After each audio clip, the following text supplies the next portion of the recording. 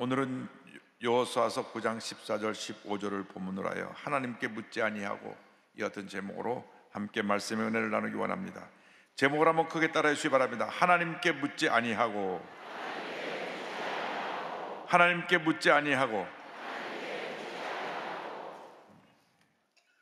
오늘 제목에, 오늘 설교의 모든 내용이 다 담겨 있습니다. 사람은 한평생 배움의 길을 가야 합니다. 아이가 태어나서 자라면서 부모에게 배우고, 학교에 가서 선생님에게 배우고, 결혼하여서 부부간에 또 부모가 자식을 기르면서 가르치고 또 배우는 것입니다. 그래서 사람이 성숙해져 가는 것입니다. 그래서 사람이 세상을 떠날 때까지 손에서 책을 놓지 말라고 하는 말이 있습니다. 그런데 이런 배움 가운데 가장 중요한 배움은 예수를 믿고 나서 하나님의 자녀로서 하나님의 말씀을 묵상하고 말씀을 통해 하나님의 가르침을 받고 우리의 믿음이 성장하는 것입니다. 배울 만한 모든 것 가운데 하나님의 말씀을 배우는 것보다 더 중요한 것이 없습니다. 이 말씀은 생명입니다. 은혜입니다. 축복입니다. 기적입니다. 이 말씀 속에 모든 것이 다 담겨 있습니다. 누구를 만나든지 어떤 결정을 하든지 늘 하나님 앞에 엎드려 기도하고 말씀을 묵상하고 하나님의 기뻐하신 뜻을 따라 결정하고 선택하는 여러분 모두가 되기를 주님의 이름으로 축원합니다. 그러면 그 삶은 형통의 삶이 될 것이요 하나님의 은혜와 기적이 넘치는 삶이 될 것입니다.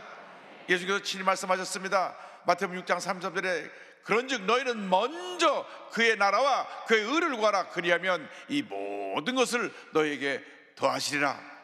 주님 말씀하셨습니다. 먼저 그의 나라와 그의 의를 구하라. 하나님의 뜻과 하나님의 나라, 하나님의 통치, 하나님의 다스림이 우리에게 임하도록 그것을 구할 때 하나님의 은혜가 임하게 되는 것입니다. 예수를 믿고 한평생 살면서 내 뜻과 내 생각대로 살아가면 늘 실수하고 늘 문제 가운데 빠지게 됩니다. 그러나 하나님의 뜻을 구하고 하나님의 뜻에 순종하면 그 길이 평탄하게 될 것입니다. 복받은 인생을 살게 될 것입니다. 오늘 말씀은 여호수아가 가나안을 정복하는 과정 속에서 일어났던 일입니다. 특별히 기브온 족속을 만나서 여호수아가 그들에게 속아서 실수를 하게 되는데 오늘 그 내용을 가지고 우리에게 주는 은혜를 살펴보기 원합니다. 여호수아를 속인 기브온 주민들에 대해서 성경이 기록하고 있습니다. 이스라엘 백성이 가나안을 정복해 가면서 여리고를 정복하고 그 다음 아이성까지 함락을 시켰습니다. 그리고 나니까 바로 그 지역에 살고 있던 기브온 주민들이 이제 우리가 곧 다음 차례구나 해서 이스라엘과 평화조약을 맺으려고 자신들이 먼 나라에서 온 것처럼 낡은 목장으로 꾸미고 이스라엘 백성을 찾아옵니다. 여호수아서 9장 3절로 6절은 설명합니다. 기브온 주민들이 여호수아가 여리고와 아이의 행한 일을 듣고 꾀를 내어 사신의 모양을 꾸미되 헤어진 전대와 헤어지고 찢어져서 기운 가죽 포도주 부대를 나귀에 싣고 그 발에는 낡아서 기운 신을 신고 낡은 옷을 입고 다 마르고 곰팡이가 난 떡을 준비하고 그들이 길갈 진영으로 가서 여호수아에 이르러 그와 이스라엘 사람에게 이르되 우리는 먼 나라에서 왔나이다. 이제 우리와 죄악을 맺읍시다 하니 그들이 아주 낡은 옷을 입고 곰팡이 난 빵을 가지고 신발도 헤어진 신발을 신고 와서 우리는 심히 먼 나라에서 왔는데 우리와 같이 평화조약을 맺읍시다 이야기를 합니다. 그리고 하나님께서 당신 나라를 위하여 이루신 그 모든 일을 우리가 다 듣고 왔습니다. 애굽에서 행한 일, 또 동편에서 행한 일들 우리가 다 들었는데 우리가 그래서 평화조약을 맺으려고 먼 곳에서 왔습니다. 여호수아 9장 9절 10절입니다. 이는 우리가 그의 소문과 그가 애굽에서 행하신 모든 일을 들으며 또 그가 요단 동쪽에 있는 아모리 사람의 두 왕들 곧 헤스본 왕 시온과 아스타로드에 있는 바산 왕 옥에게 행하신 모든 일을 들었음이니이다. 이 모든 일을 듣고 우리가 먼 곳을 찾아왔는데 우리가 평화조약을 맺기를 원합니다. 그러고 나서 곰팡이 난 떡을 보여주고 포도주가 담긴 낡은 부대와 낡은 옷, 낡은 신을 보여주었습니다. 9장 12절 13절입니다. 우리의 이 떡은 우리가 당신들에게 오려고 떠나던 날에 우리들의 집에서 아직도 뜨거운 것을 양식으로 가지고 왔으나 보소서 이제 말랐고 곰팡이가 났으며, 또 우리가 포도주를 담은 이 가죽 부대도 새 것이었으나 찢어지게 되었으며 우리의 이 옷과 신도 여행이 매우 길었으므로 낡아졌나이다 한지라. 여호수아와 백성을 대표하는 족장들이 그 겉모습을 보고 깜짝하게 속았습니다. 옷도 낡았고 빵도 곰팡이가 쓸었고 신발도 헤어지고, 그들이 포도를 담은 새 가죽부대를 갖고 왔는데 가죽부대가 이렇게 낡았습니다. 그들의 말을 보고 그들의 모습을 보고 그냥 속은 것입니다. 10길 물속을 날아도 한 길 사람 마음은 모른다는 옛말이 있습니다. 이렇게 속이로 작정하고 증거를 조작하고 거짓말을 하면 깜짝같이 속을 수밖에 없는 것이 우리들의 모습입니다. 우리가 일생을 살아가면서 온갖 사람을 만납니다. 중요한 것은 우리가 사람을 만날 때 진실되고 인격을 갖춘 사람들을 만나야 합니다. 늘 거짓말 일사하는 사람들은 멀리해야 되는 것입니다. 그것이 우리의 삶에 아무런 도움을 주지 못합니다. 오히려 우리 삶에 많은 피해를 입히게 되는 것입니다. 대부분 사기를 당하거나 속는 사람들 보면 속이는 사람이 너무나 완벽하게 말을 해갖고 진짜 사람 하고 믿다가 그렇게 속임을 당하게 되는 것입니다. 그래서 우리는 예수 믿고 나서 진실된 사람과 사귀어야 됩니다. 진실된 사람과 사업도 할 때 파트너가 되고, 진실된 사람들을 내 사업장에 일꾼들로 불러들이고, 진실된 사람들과 함께 신앙적인 교제를 할 때 믿음이라고 하나님의 축복이 임하게 되는 것입니다. 그런데 문제는 여기 있습니다. 여호수아가 깜짝같이 속고 하나님께 묻지 않고 결정을 한 것입니다. 하나님께 묻지 않고 결정한 여호수아의 내용이 그 다음에 이어져 나옵니다.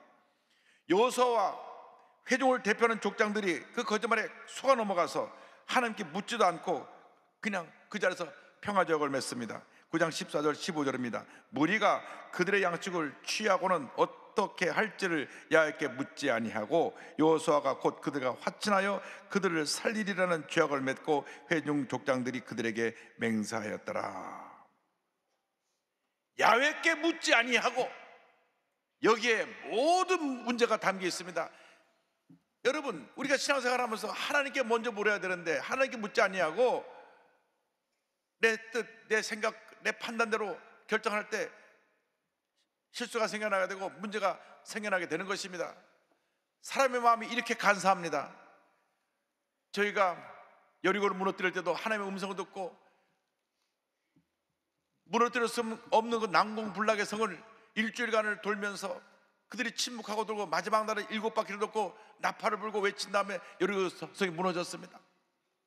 그래서 아이 성은 우리가 무너뜨릴 수 있으면 저것은 너무나 작은 성이니까 쉽게 무너뜨리겠다, 3,000명 군사를 올려보냈다가 패해가지고 그 다음에 회개하고 다시 기도하고 난 다음 하나님의 음성 듣고 가서 아이성을 함락시켰는데, 며칠이 지나지도 않았는데 여리고를 무너뜨리고 아이성을 무너뜨리고 난 다음 그 다음 바로 옆에 있는 기본을 무너뜨려야 되는데, 이때는 하나님께 묻지도 않고 자기들이 찾아온 사람 얘기만 덮벅 듣고 그냥 죄악을 맺어버린 것입니다. 여리고성과 아이성에서 승리하고 나니까 그들이 교만해졌습니다. 이제는 우리가 무엇을 해도 되겠다, 영적 분별력을 상실한 것입니다. 우리가 늘 영적인 긴장의 끈을 놓아서는 안 됩니다. 늘 깨어 있어야 됩니다. 매 순간 모든 것에 신중해야 되는 것입니다. 매 순간 주님의 뜻이 어딘가를 살펴봐야 되는 것입니다. 그렇지 않을 때 문제가 생겨나게 되고 우리가 실수하게 되는 것입니다. 베드로 사도가 권면합니다. 근신하라, 깨어라, 너희 대적 마귀가 우는 사자같이 두루다니며 삼킬자를 찾나니 너희는 믿음을 굳건하게 하여 그를 대적하라. 근신하라, 깨어라, 근신하라, 깨어라.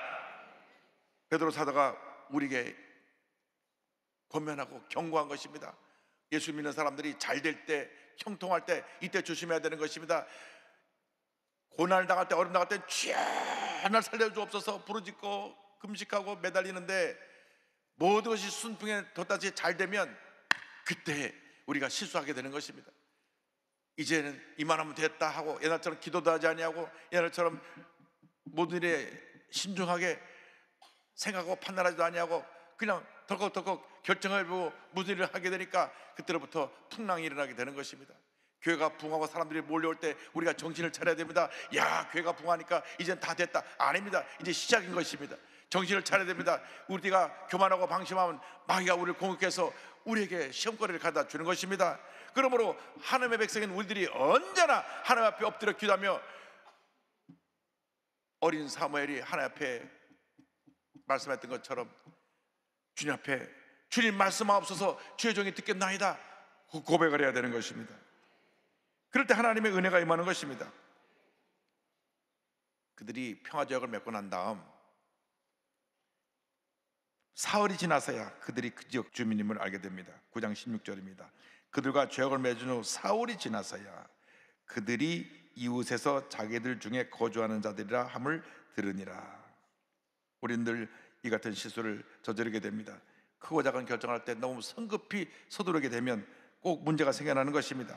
매 순간 주님 앞에 엎드려 기도하고 하나님의 뜻을 묻고 하나님의 음성, 하나님께서 이제는 가도 좋다 할 때 가야 되고, 멈춰야 할 때 멈추고, 계약을 하라 할 때 계약을 하고, 그 사람 만나서 같이 의논할 때 그렇게 할 때 하나님의 은혜가 임하게 되고 축복이 임하게 되는 것입니다.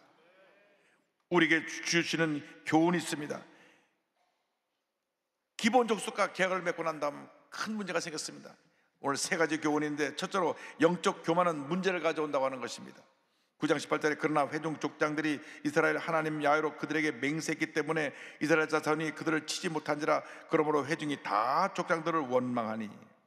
하나님께서 가나안의 모든 족속을 멸하라고 말씀하셨습니다. 왜? 우상을 섬기는 족속들이기 때문에 저들을 멸하지 않으면 결국 이스라엘 백성들이 우상 숭배에 빠지게 되고 큰 위험에 빠지게 되고 문제에 빠지게 되기 때문에 멸하라 그랬는데, 여호수아와 족장들이 그들의 말에 속아서 그들의 모습을 보고 계약을 맺어버리기 때문에 그들은 손을 댈 수 없게 되었습니다. 그러니까 온 회중이 일어나서 족장들을 원망합니다. 왜 이런 결정을 해서 우리 이렇게 어려움에 빠지겠느냐. 자체 내 내부 분열이 생겨나게 된 것입니다. 그러나 우리가 교회 내는 어떤 경우에도 갈등과 다툼이 생겨나면 안 됩니다. 어떤 실수가 있고 문제가 있다고 할지라도 갈등과 다툼은 아무런 문제 해결에 도움이 되지 않는 것입니다. 에베소 4장 2절 3절은 권면합니다. 모든 겸손과 온유로 하고 오래 참음으로 사랑 가운데서 서로 용납하고 평안에 매는 줄로 성령이 하나 되게 하신 것을 힘써 지키라. 성령 안에서 우리가 하나가 되어야 되는 것입니다. 하나가 되어서 문제를 극복해내야 되는 것입니다. 영적 교만은 이런저런 문제를 우리에게 가져오는 것입니다. 절대로 우리가 교만하면 안 됩니다. 이만하면 되었다고 고개를 들면 안 되는 것입니다. 우리는 늘 주 앞에 엎드려 겸손하게 기도하면서 주여 내게 말씀하옵소서 내가 듣겠나이다. 겸손에 순종하는 주님의 자녀들이 다 되기를 바랍니다. 특별히 교회를 섬기는 직분자들은 영적으로 교만하면 안 됩니다. 겸손히 섬겨야 되는 것입니다. 예수님께서 친히 말씀하셨습니다. 마태복음 11장 29절에 나는 마음이 온유하고 겸손하니 나의 멍에를 메고 내게 배워라 그리하면 너의 마음이 쉼을 얻으리니 말씀하셨습니다.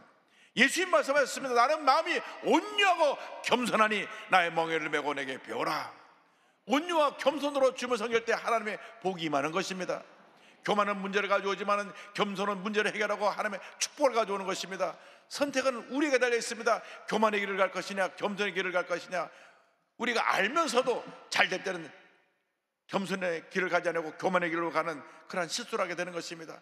늘 깨어 있어서 하나님 앞에 겸손히 쓰임받는 여러분 모두가 되기를 주님으로 축원합니다. 둘째로 기본같이 고의적으로 남을 속이면 그 대가를 치르게 된다고 하는 것입니다. 여호수아서 9장 22절 23절을 말씀합니다.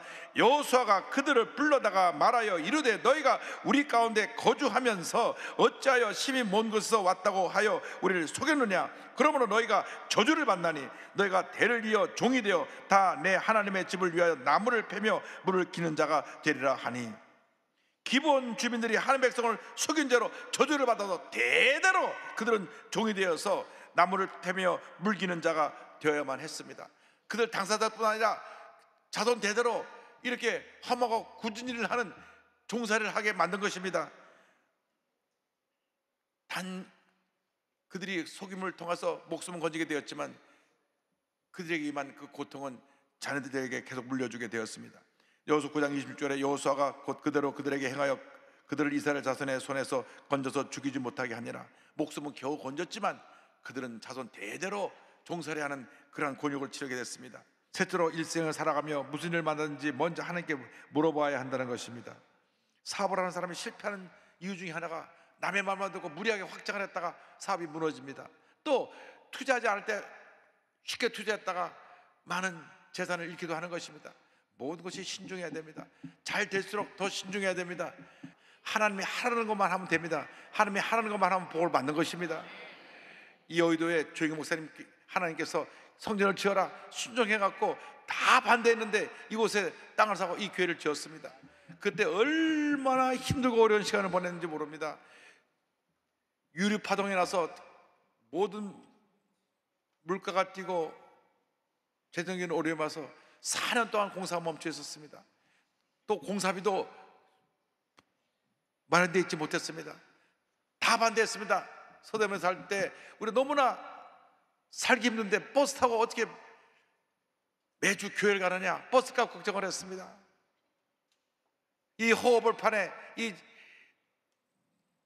모래사장에 덩그러니 우리 교회 하나 짓고 저쪽에 국회의사당 하나 져 있고 저쪽에 시민 아파트 하나 있었습니다. 아무도 없었어요. 그러니까 뭐 다들 반대했습니다.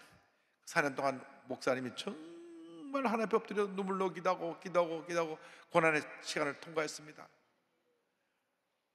그래서 이 교회가 지어졌는데 그 당시 73년도에 50년 전에 10억 공사비니까 지금 한 1000억쯤 될지 모르겠습니다. 그 교회가 지어졌는데 자, 지금 어떤 일이 났습니까? 하나님 은혜 가운데 우리 교회가 얼마나 복을 받았는지 국회의사당에 세종시로 이사 가면서 이 서여의도의 모든 고도잔을 다 풀어가지고 저한테 국회의원이 달려와서 얘기합니다. 목사님 여도께 대박이 났습니다. 여도께가 이제 40층 이상으로 올릴 수 있는 고도잔이 풀렸습니다. 그래가지고 빨리 계획을 세우십시오. 뿐만 아니라 여의도 공원에 세종문화관 제2세종문화관이 곧 지어지는데 그게 들어오면은 그 밑에 지하 주차장이 얼마나 넓은지 여도수 목교 교회들은 주일날 수요일날 주차 걱정할 필요가 없게 됐습니다. 할렐루야. 저희 여의도 교회에서 자금을 유치해 가지고 여의도 공원 지하에다가 3층으로 파고 지하 주차장을 만들 계획을 세웠는데 아예 서울시에서 제2세종문화관을 져주기로 져갖고 주차장을 만들어준다니까 우리는 가만히 앉아서 다 되는 거 보고 있기만 하면 됩니다. 하나님의 은혜인 것입니다. 하나님이 가라면 가면 되는 것입니다. 복을 받는 것입니다. 저희가 63빌딩 옆에 땅 2,500평을 샀습니다. 장로님들이 막 반대를 했습니다. 왜 쓸모없는 땅, 개발도 못한 땅을 사느냐? 왜? 교육부 지용지역이었기 때문에 교육시설 외엔 짓지 못하게 묶여있는 땅입니다. 그래서 많은 사람들이 그 땅을 와서 살려다 못 사고 간 땅인데 왜 우리가 그 땅을 더버덕 사갖고 목사님 그거 바가지 썼습니다. 그 필요 없는 땅을 왜 샀습니까? 막 얼마나 공격을 하는지 제가 입 갖고 꼭 다물고 있었습니다. 그런데요, 얼마쯤 지나고 나니까 누가 그 땅을 팔려고 옵니다. 750억에 사시라고 팔라고 안 판다고. 이제 우리가 그 땅을 도시사업공사에서 세 차례 유찰된 걸 600억에 샀는데요. 그때 600억을 산 게 아니고 그 땅 가치가 얼마나 높은지 은행 융자를 받는데 보통 땅 갖고 30-40%밖에 못 받는데 90% 융자를 받아가지고 60억에 샀어요. 그 땅을 2,500평을. 그런데 그 땅을 조금 있으니까 750억에 파세요, 1,000억에 파세요, 1,200억에 파세요. 우리 장로님이 2배 올랐으니까 파시다고. 아닙니다. 아직 멀었습니다. 2,000억에 파세요. 어휴, 목사님 2,000억 안 팝니다. 2,500억이라면 모를까?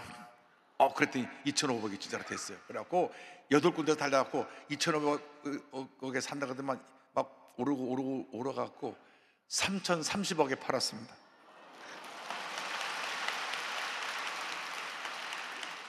그렇게 반대가 많았는데 3,300에 파니까 다들 입 싹 불평한 사람이 싹 사라졌어요. 60억 갖고 산 것이 3,030억이 됐으니까 구세상에서 깜짝 놀라갖고 야, 이거 여의도 교회에서 너무나 수입 많이 생겼으니까 절반은 세금으로 내놓으라고 절반 가져가고, 그 다음에 우리가 융자 받은 거 다 갖고, 그리고 지난 코로나 3년 동안 우리 교회가 사람이 주일날 예배를 못 드리기 때문에 1년에 200억씩 적자가 나는데 그걸 적자 다 메꾸고, 할렐루야.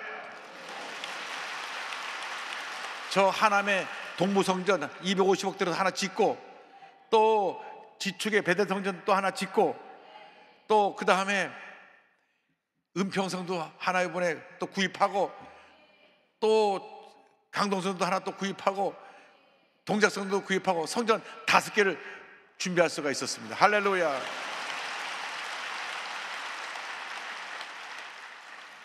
주님이 기뻐하시는 일을 하면 복을 받는 것입니다. 제가 최하진 선교사님의 내 인생을 주님께 걸어라 반응, 이 책을 읽고 큰 감동을 받았는데요, 이분은 카이스트에서 28살에 박사를 받았어요. 참 머리가 좋은 분인가 봐요. 미국 스탠포드 대학의 연구교수로 있었습니다. 그런데 주님의 음성을 듣고 선교사가 됐습니다. 대덕단지에서 연구원 생활할 때 퇴근을 하면 친구들끼리 모여서 밤낮 화투 노름을 했습니다. 화투가 재밌거든요. 한 사람들 그러더라고요. 저는 뭘 이렇게 하는지 모르지만. 그런데 어느 날 마음에 내가 이렇게 살아도 되나? 왜냐면 그가 모태교인이었습니다. 모태교인. 어머니 뱃속부터 교회를 다녔는데, 주일날 교회 다녔지만은 자기가 이렇게 밤낮 화투 노름이라고 하는 것이 부끄러웠습니다. 그래서 회개하고 성경을 읽는데, 창세기 11장 31절 32절에 데라가 아브라함과 함께 갈대우를 떠나서 가나안으로 가다가 하란에 멈춰서 있는 동안에 데라가 죽습니다.